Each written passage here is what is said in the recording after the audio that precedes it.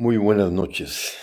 Antes que todo, quiero enviarles un cordial saludo desde la ciudad de Reynosa y que en esta fiesta de Navidad estén acompañados de mucha felicidad y sobre todo de mucha salud. Que la alegría navideña te acompañe todo el año. Dicen que el mejor presente es estar presente. Así que les deseo lo mejor para el próximo año 2026 a toda la comunidad de la Enciclopedia del Rock Mexicano. Gracias. Pues estamos aquí con el señor Manuel Hernández, coleccionista número 1 del rock en México. ¿Es correcto, Manuel? Pues no soy coleccionista, pero sí tengo mi material propio. No, claro, porque es un material que no tiene nadie, ni los coleccionistas que conozco de rock tienen lo que tú tienes. ¿En qué año compraste tu primer disco de rock? En el año de 1963 compré el primer disco de rock, que lo compré en una discoteca que está en Seminario y Moneda. En el centro. Me costó 20 pesos y fue mi primer disco que compré de rock. Muy bien, muy bien. Ok. A ver, Manuel, si nos permites, quisiera que nos mostraras Claro que sí. todo esto que tienes aquí, que es un tesoro para los coleccionistas. Mire. Aquí estoy viendo este disco y lo voy a enfocar. Adelante. Este disco es el máster original que grabaron los Locos del Ritmo en Venezuela. Las últimas 4 grabaciones de Toño de la Villa en Venezuela, que aquí en México hay 2 que no existen. O sea, de estas 4 melodías grabadas en Argentina, nada más 2 salieron en Venezuela, perdón. Nada más 2 salieron en México. Sí, pero estas 2 como que están arregladas. Es otra grabación diferente. Son 4 melodías. Sí. Voy a buscarte La Bamba. Esas 2 melodías no salieron aquí en México.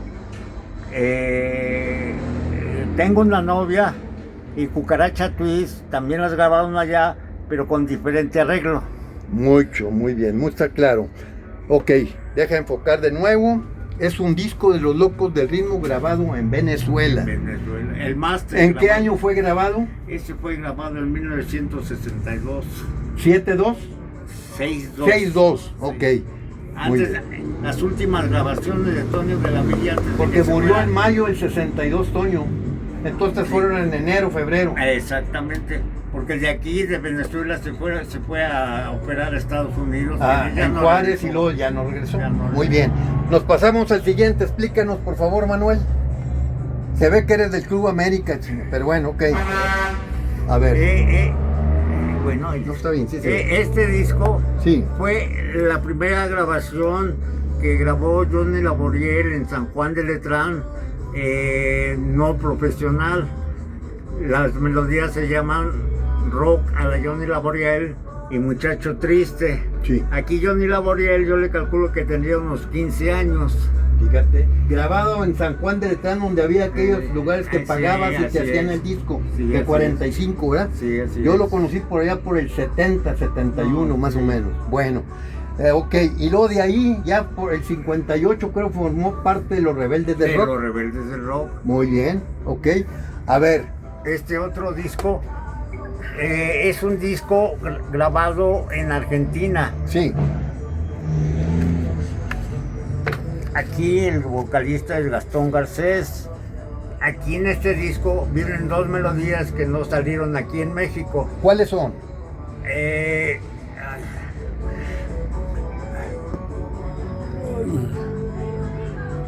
No alcanzo a ver. Vamos a ver, te quiero, el día que me quieras, vueltas y vueltas, no está ahí, tomas un corazón, algunas veces, en viernes, cansado de esperarte, el séptimo hijo, 7 días de amor, Siete No, días señor. de amor. Ok. bailen todos, vamos a bailar y Vamos a bailar. y ella- Entonces, esas 2 melodías no salieron. aquí en México. Y es maya, pero un maya argentino. Ah, fíjate. Pero no, malla en México era de Orción, allá era Sí. otra malla diferente totalmente. Sí, así es. Ah, muy bien. A ver, este disco de arriba. Este disco nadie lo tiene aquí en México. A ver, ¿cuál es ese? Es Platícanos. el primer disco que sacaron los Beatles Sí. en 78 revoluciones Ah, por minuto. 78. Fíjate que está interesante. Nada más que yo lo hice así porque la tentación de... Claro. Dije, no, mejor que me quede así y así ya lo tengo yo, pero ya seguro. Sí. Este disco fue el primer disco que llegó aquí en México. Muy bien. Lo mismo que este otro. A ver, este. Este otro es un sencillo americano que llegó aquí a México con Sí. portada. Sí. Un sencillo de 2 melodías. Sí. Este otro también es un disco de los Beatles, Sí. pero de promoción, que también es muy raro. Sí. Y es un disco especial para Radiodifusoras. coleccionistas y Ok. radiodifusoras. A ver, este Columbia CBS que tienes. Este es un disco de los Locos del Ritmo que grabaron en CBS más o menos en 1963, ¿Eh? después de la muerte de Toño de la Villa. Sí. Grabaron ese disco en CBS Sí. y por ahí tengo otros de la Orfeón, de la Dimsa. Ah, muy bien, muy bien. A ver, estoy viendo un disco aquí autografiado, Alberto, de los Locos del Ritmo. A ver, ¿qué nos platicas? Aquí veo unas firmas. ¿Qué nos platicas de él?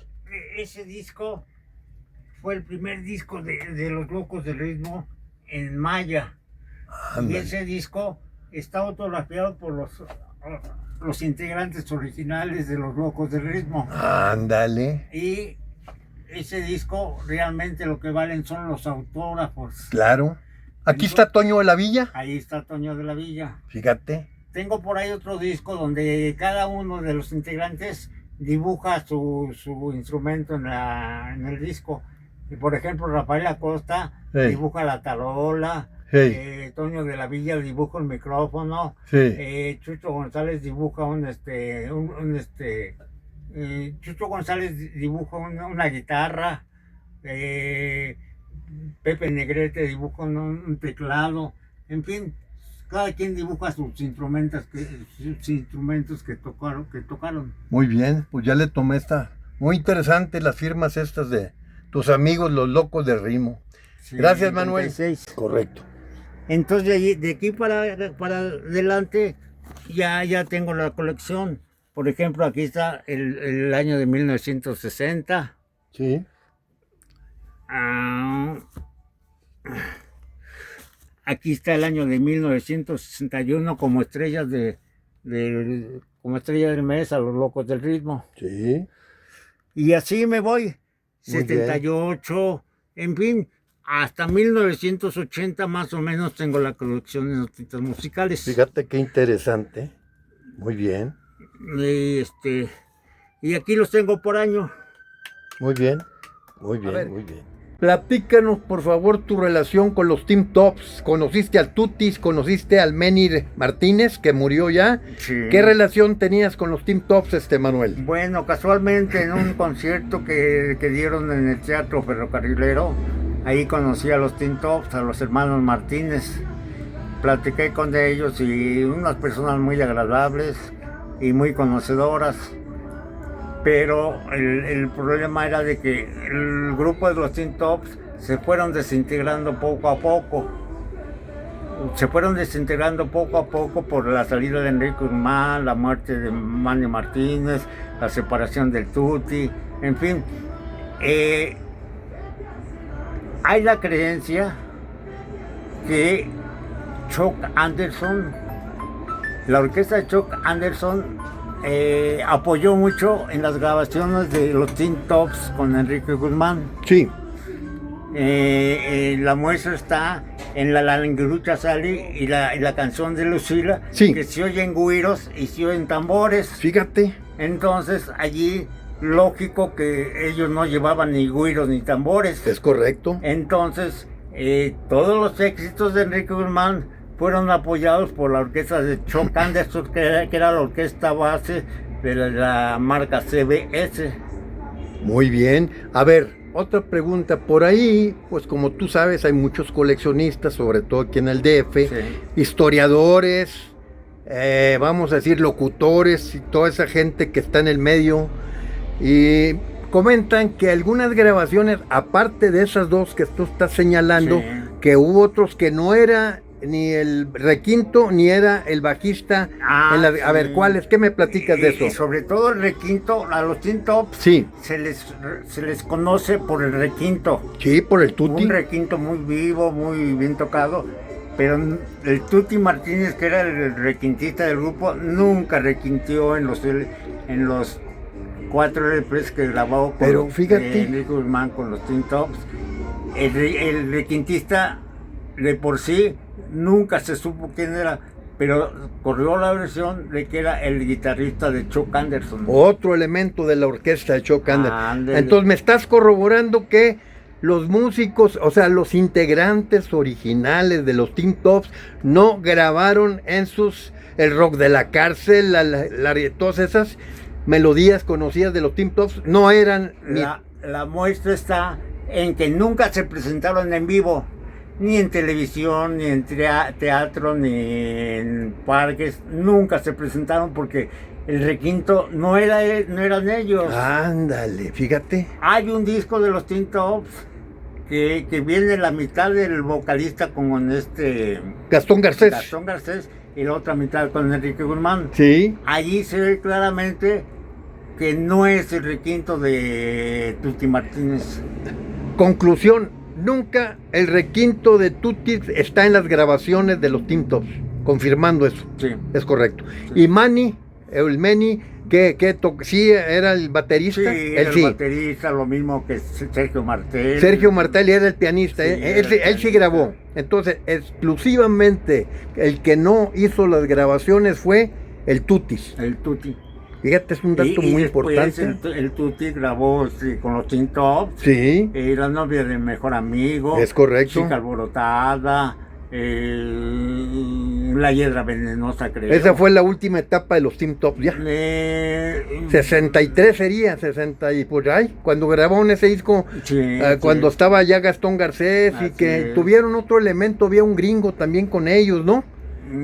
Sí, Kenneth Smith. Kenneth Smith, ese no grabó. Kenneth Smith, cuando salió Enrique Guzmán, entró Kenneth Smith Correcto. como a sustituir a Enrique Guzmán. ¿Y? Hay una película donde él sale cantando Popotitos. Sí, señor. E inclusive el requinto ahí se ve que no es el Tuti. La voz de Kenneth Smith fue tan Tan característica. y tan criticada, Sí. porque era una persona de Estados Unidos Que no hablaba español, que no, no el hablaba acento. español y no se le entendía lo que decía en Popotitos. Fíjate nomás, qué buen dato. Y fue la primera y la única grabación que grabó con los Tin Tops por lo mismo. ¿Cuál fue esa grabación que no? Popotitos. Pero, a ver, Popotito sí la grabó Enrique Guzmán. Sí, Y la volvieron a grabar otra vez con Kenneth Smith. con Kenneth Smith Pero también en CBS.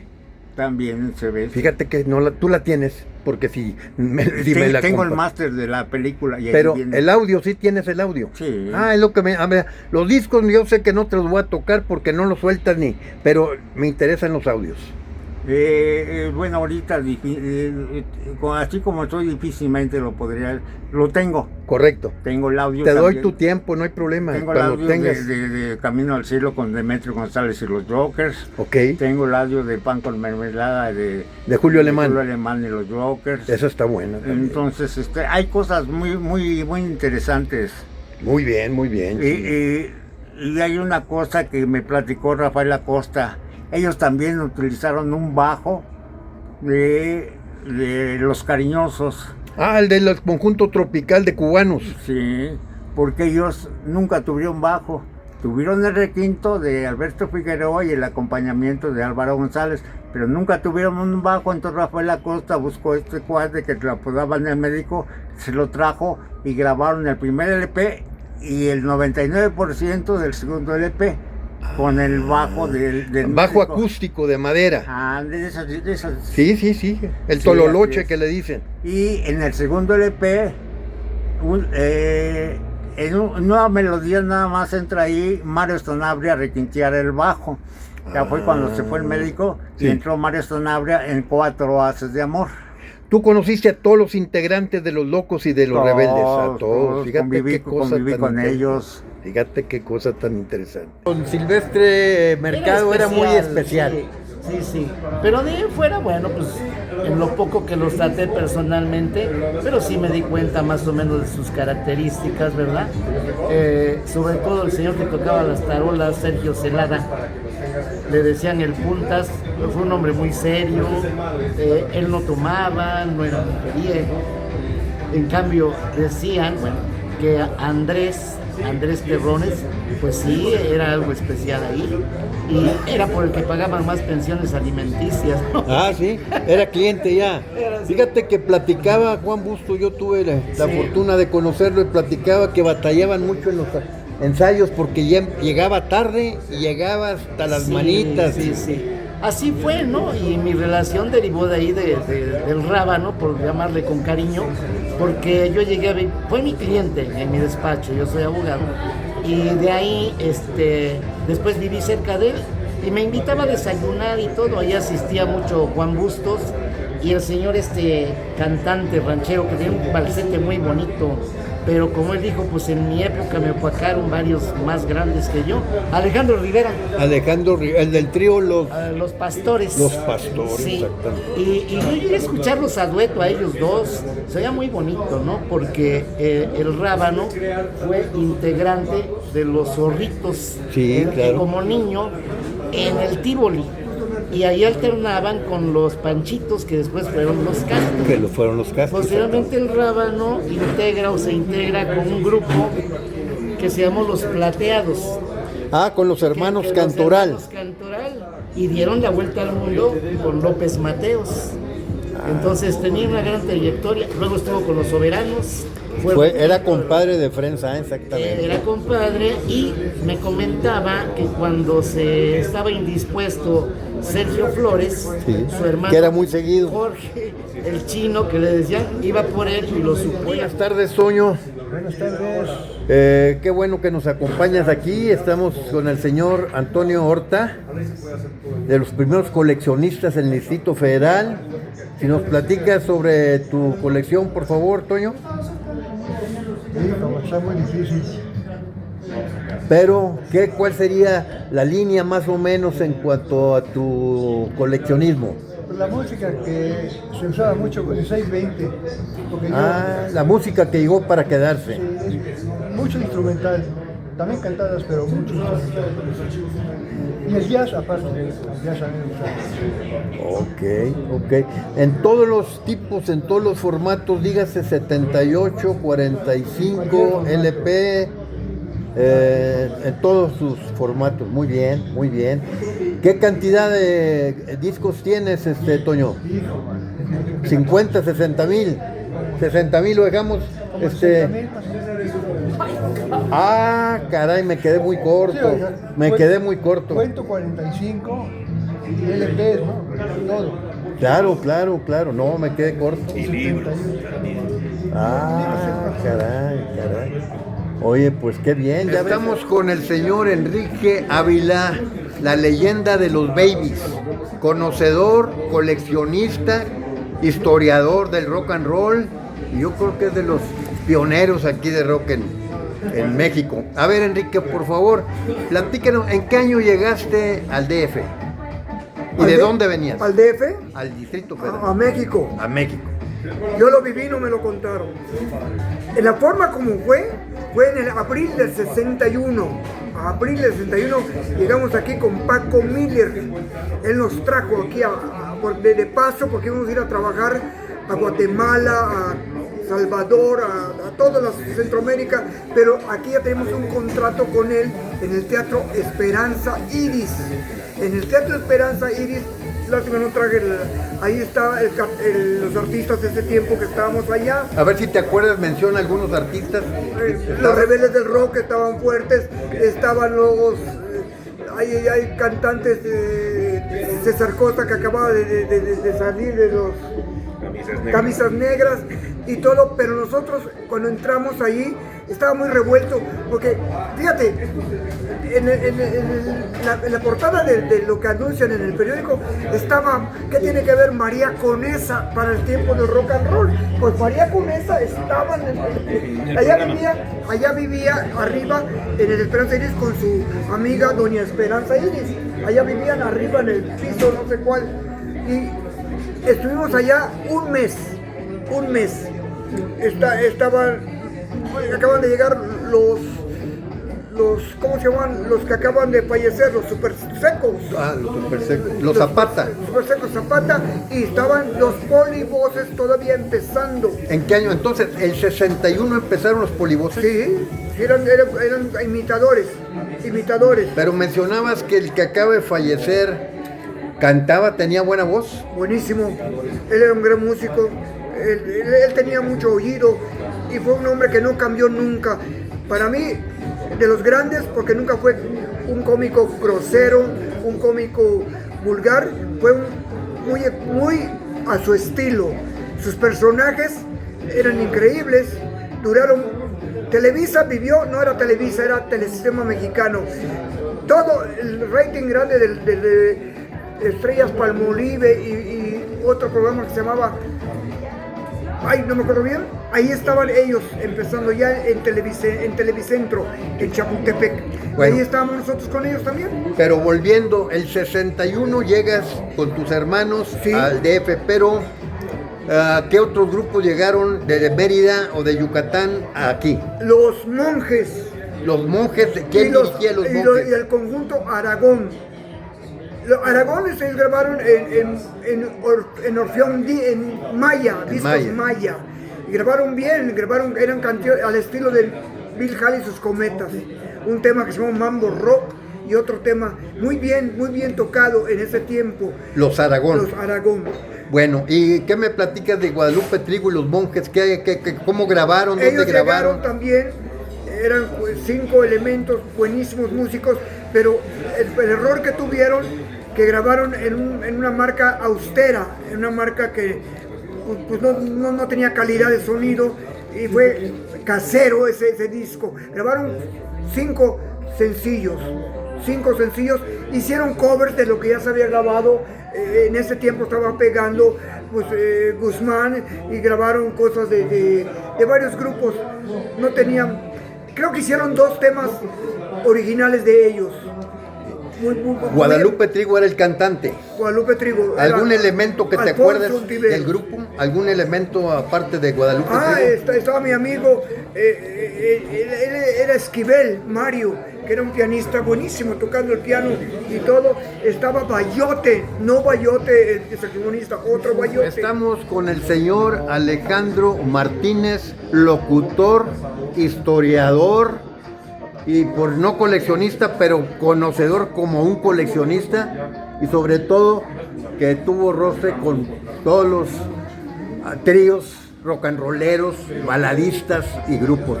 A ver, yo quisiera, Alejandro, que nos comentaras lo que anteriormente habíamos señalado, de que los instrumentos que se grabaron en el primer disco o en los discos de los Tim Tops no eran los integrantes originales, sino que eran otros elementos. Músicos de sindicato. Músicos, ok. A ver, ¿qué nos platicas, Alejandro? Sí, eso es uno de los debates más longevos que existen sobre las grabaciones del rock and roll, y desapegándonos de los romanticismos que pueden tener o de las preferencias que puede haber respecto al género o los grupos, pues sí, hay que mirarlos fríamente. Las grabaciones que circulan durante 1960, que es cuando da el inicio formal el rock and roll, es decir, ya la industria discográfica tiene ya un abanico de grupos, comparamos el sonido de cada grupo y podemos decir que efectivamente coincide con la experiencia de esa irrupción juvenil, es decir, el dominio de los instrumentos es mediano, falta experiencia, falta callo. están saliendo a partir del entusiasmo que está generando el movimiento ya en México, que venía de tiempo atrás en los Estados Unidos. Pero destaca sobremanera el primer disco de los Teen Tops, donde comienza realmente todo, mayo de 1960. Y la grabación, simplemente podemos deducir que en efecto está cantando Enrique Guzmán con bastante ayuda seguramente del estudio de grabación, pero los integrantes que figuran como miembros del grupo no pareciera que sean los que están tocando. ¿Por qué me atrevo a decir esto? Porque la calidad de la grabación es de un músico profesional, el sonido es de un músico profesional. ¿Y cómo lo podemos comprobar? Popotitos es grabada, o por lo menos interpretada en una película a la salida de Enrique Guzmán, con la sustitución de Ken Smith, momentáneamente, el hijo del locutor Ken Smith, el primer locutor extranjero con licencia en México en 1935. Él fue el que trajo la música americana a México.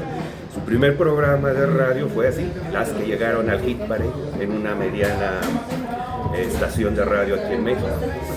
Entonces, ¿qué podemos comprobar? Que así como se escuchan ahí con Ken Smith, así es como verdaderamente se escucharían si hubiesen sido los que grabaron. Uno puede comparar la grabación con Enrique, donde el bajo es tocado por Vitillo, el piano seguramente por un profesional, la guitarra por otro profesional, que hacen pues prácticamente decir qué buenos muchachos, cuando lamentablemente no coincide con la historia. Y eso lo podemos seguir comprobando con los siguientes discos de los Teen Tops, a la salida de Enrique, a la salida de Ken Smith, cuando entra Gastón Garcés, pues ya el sonido es ese, mediano. Buenas tardes, Arturo. Comentábamos hace un momento sobre la Sonora Santanera, que pues, originalmente era la Tropical Santanera, así, sí. Y ya la Columbia les cambió el nombre a Sonora Santanera, dirigidos por Carlos Colorado. Hasta ahí estamos bien, ¿verdad? Sí, señor. Pero a ver, mencionaste que varios elementos salieron de otras sonoras. A ver cómo estuvo eso. A raíz del gran éxito a nivel continental, no solamente en Cuba, de la Sonora Matancera, en todo el continente, dígase Colombia, dígase Perú, dígase Puerto Rico, dígase México, en todos lados el formato de conjunto, porque no es un formato sonora, es un formato de conjunto, metales, piano, percusión, cantantes, bajo. El formato musical se le denominó sonora a raíz de la gran relevancia que tuvo la matancera a nivel continental. México no puede ser la excepción, y el más representativo a partir de finales de los 50, principios de los 60, fue la santanera. Santanera para Colombia empieza a vender y a producir ganancia, negocio. Las diferentes disqueras existentes en nuestro país no se quieren quedar atrás. Pirles saca una sonora veracruzana, finales de los 50. Musart, la sonora Salomón, en los 60. Orfeón no podía quedarse atrás. Orfeón, principios de los 60, con Rogelio Escárraga, saca la Sonora México. La santanera tiene a una Sonia López despuntando en los 62-63. La voz femenina equivalente a Sonia López en la Sonora México se llamaba Zoila Herrera. Esta señora, esta muchacha, grababa de una calidad interpretativa muy similar a la de Sonia López, que la proyección musical de Sonia López fue determinante y fue mucho más abismal, que la de Zoila Herrera es otra cosa, pero la calidad de Zoila Herrera no le pedía nada a Sonia López. Otro cantante de la Sonora México que estaba en su formación era de José Bustos, hermano de Juan. Juan ya estaba despuntando en la santanera. Recordemos que Juan es el de Cabeza de Explosión. Sí, sí. Su hermano José, que es el intérprete del posterior éxito Perfume de Gardenias, Sí. Él era integrante de la Sonora México. Sonora México que grababa en sello Orfeón. Entonces la santanera se va formando, se va nutriendo de más integrantes. Recordemos también, a la salida de Sonia López, ellos buscan una cantante femenina que reemplazara la voz de. Quisieron hacerlo con la norteña regimontana, me parece que es de Monterrey, Rosita Gómez. Sí. Grabaron 4 números con ella, de los cuales muy poca gente da fe, da dato, que Rosita Gómez hizo grabaciones con la Sonora Santanera. No sucedió absolutamente nada. ¿Por qué? Porque ya Sonia López había marcado un camino determinante, y hasta hoy fecha la voz femenina representativa equivalente a la Celia Cruz en Cuba, en México, es Sonia López. Hola, mi nombre es Mario Alquicira, escritor y coleccionista de rock mexicano. Tengo una colección muy vasta de discos de rock mexicano, tal vez arriba de los 2000 LPs, sencillos, CDs, cassettes, pero también muchas revistas de la época de los 60, 70, 80, 90. Mi grupo favorito es Trolebús, aunque me gustan muchos otros. Mi solista favorito es Arturo Mesa. He publicado las biografías de Harris Margali, Arturo Mesa y próximamente Trolebús. También estoy haciendo una tesis sobre rock mexicano que se va a llamar Arqueología del Ruido, que tiene que ver con un enfoque desde la filosofía de Michel Foucault para abordar la historia del rock mexicano desde una perspectiva totalmente inédita. Próximamente publicaré una tesis de posgrado, de doctorado en Ciencias Sociales en la Universidad Autónoma Metropolitana, Unidad Lerma. Es una tesis sobre la arqueología del rock mexicano, titulada Arqueología del Ruido, que abarca del 1956 al 2006, y es una perspectiva totalmente inédita porque es la filosofía Foucaultiana aplicada al rock mexicano, al estudio del rock mexicano. Llevo unos 35 años investigando sobre este tema, aunque escribiendo propiamente la biografía, la tesis llevo pues un año más o menos, pero 35 años de investigación. Gracias, Mario. Al contrario, gracias a ustedes.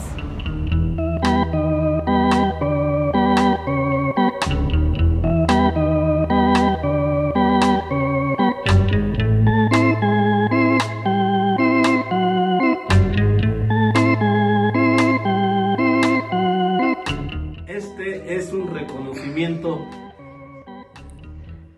a Ramón García por sus más de 50 años de investigar y conseguir los discos de rock mexicano. En la actualidad tiene aproximadamente unos 12,000 discos. Es un acervo muy importante, lo cual durante tanto contacto que ha tenido en el Tianguis del Chopo con los grupos y solistas, es llamado ya de hoy en adelante el cronista del rock mexicano. Muchas felicidades, Ramón. Aquí te lo dejo con Laura para que te lo entregue. ¡Felicidades! ¡Felicidades!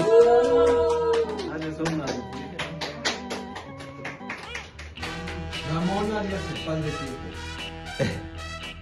¡Felicidades, Ramón! La carpa, mira. ¡Aplauso!